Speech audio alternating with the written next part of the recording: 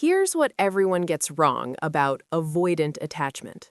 Most people assume it comes from a cold, abusive home, maybe a parent who yelled, who left, who was simply absent. And yes, those things can absolutely shape an avoidant nervous system. But for millions of people watching this right now, that's not the story. Their home was fine. Their parents were good people. Nobody hit anyone. Nobody screamed. And yet, somewhere along the way, they learned something devastating.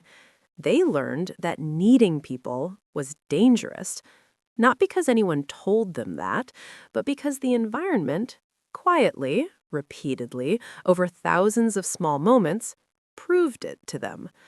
So before we go any further, I want to say this clearly. Avoidant attachment is not a flaw. It is not weakness. It is not emotional immaturity. It is one of the most brilliant adaptations the human nervous system has ever produced. It worked. It protected you. It kept you connected to the people you depended on by asking as little of them as possible. The problem isn't that the adaptation was wrong. The problem is that you're still running it, long after the environment that required it is gone. Here's what the neuroscience actually tells us.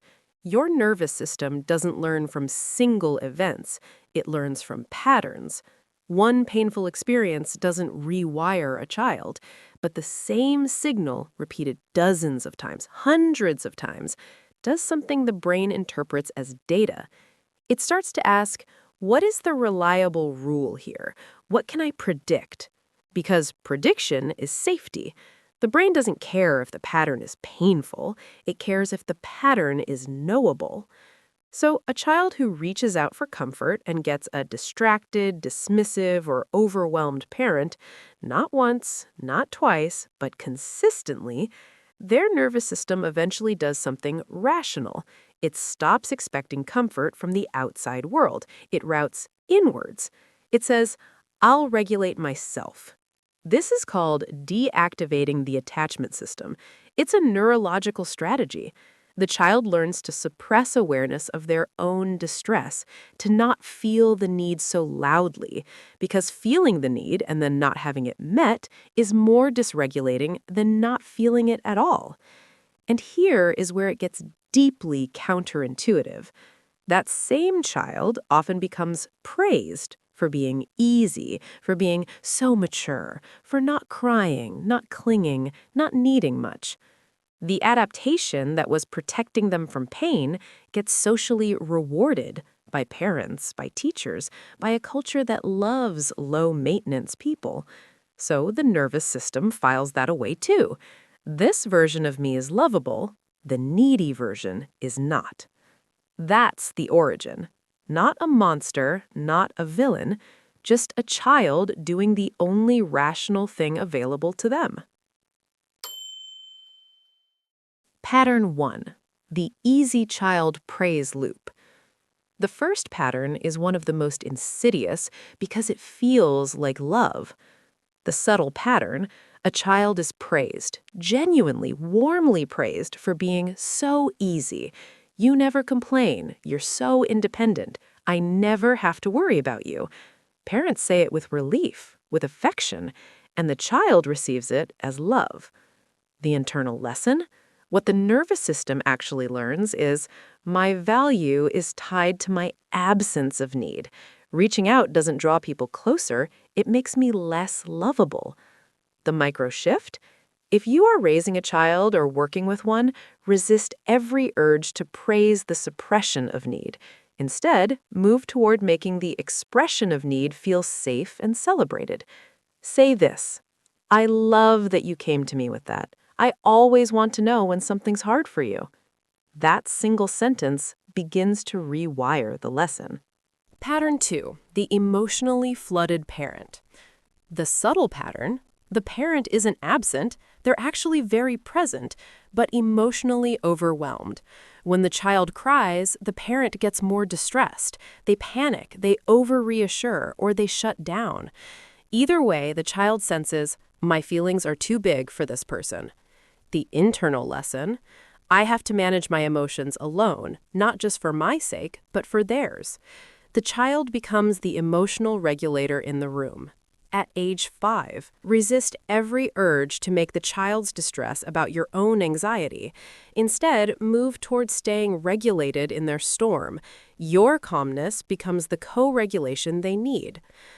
Even if you are internally rattled, say, "I'm right here. I'm not going anywhere." Let it out. This is the storm principle in action. Don't wait for them to calm down before you engage. Engage during the storm.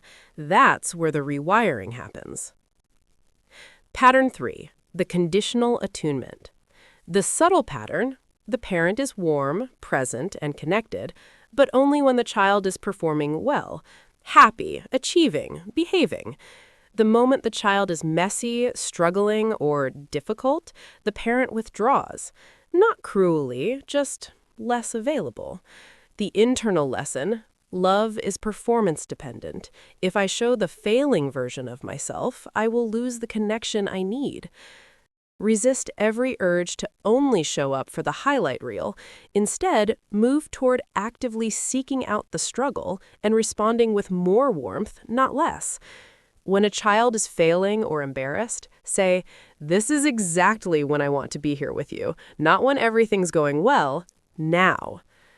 Pattern 4, the don't cry culture. The subtle pattern: it's not malicious, it's generational. Stop crying, you're fine. Big kids don't cry. Don't be so sensitive. Said by parents who were told the same thing, passed down as toughness. The internal lesson: my emotional responses are excessive. They're a problem. I need to make them smaller or make them invisible. Resist every urge to rush past the emotion to the solution. Instead, move toward naming and legitimizing the feeling before anything else. That makes complete sense that you're upset. Of course you are. Tell me more about it. Co-regulation before self-regulation. Always. The child cannot learn to manage feelings until they have first experienced having their feelings held by someone else. Pattern 5, the busy, high-functioning household. The subtle pattern: nobody is neglectful. Everyone is just very busy. The household runs on efficiency, logistics, productivity. There are meals, there are activities, there's school, but there is very little unhurried emotional presence.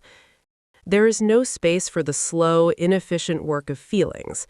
Connection is transactional. Efficiency is how I earn my place. Resist every urge to treat connection as a task to complete. Instead, move toward unstructured, purposeless presence, time that has no agenda except being together. "I'm not doing anything right now. I just want to hang out with you." That sentence is medicine. It tells a child your company is the point, not your performance. Pattern 6, the sibling displacement.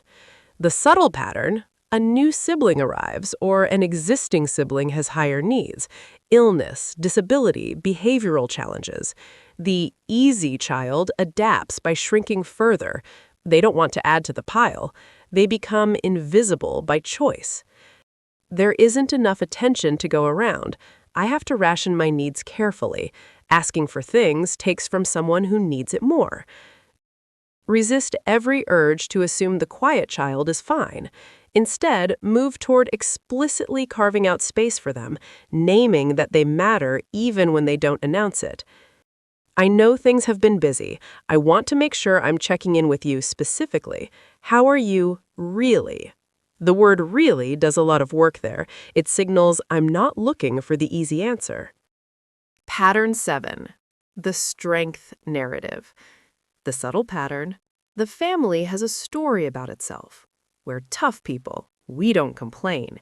This family handles things. The child absorbs this narrative as identity, not just behavior. Being self-sufficient isn't what they do, it's who they are. Needing help is a betrayal of my identity. It means I'm not the person I'm supposed to be. Resist every urge to frame interdependence as weakness. Instead, move toward modeling appropriate vulnerability yourself, showing the child that the strongest people you know also ask for help. Say, out loud in front of your child, I'm struggling with this and I'm going to ask for help. That's what smart people do. This is the modeling close, and we'll come back to it. But understand, children don't learn from instruction, they learn from witnessing patterns. Pattern 8, the repair-less rupture. The subtle pattern, something happens, an argument, a moment of harsh words, a misattunement, and then life just moves on. No one talks about it, no repair is offered, the emotional weather clears, and everyone acts like nothing happened. The internal lesson, conflict is something you survive, not something you resolve. Closeness after difficulty doesn't exist. You just wait for it to pass. Resist every urge to let ruptures silently dissolve. Instead, move toward explicit named repair, even for small moments. Earlier, I snapped at you, and that wasn't okay. I want you to know that wasn't about you, and I'm sorry. This teaches one of the most critical lessons in attachment. Relationships can break and be fixed.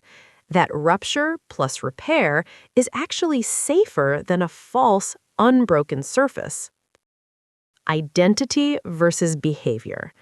Here's where it gets really important and really personal.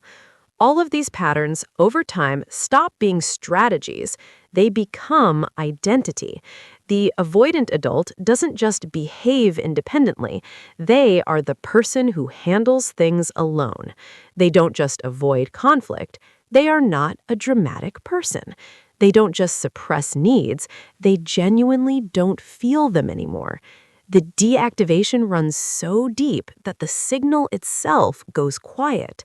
And here's the tragedy. The very identity that formed to protect connection is now preventing it.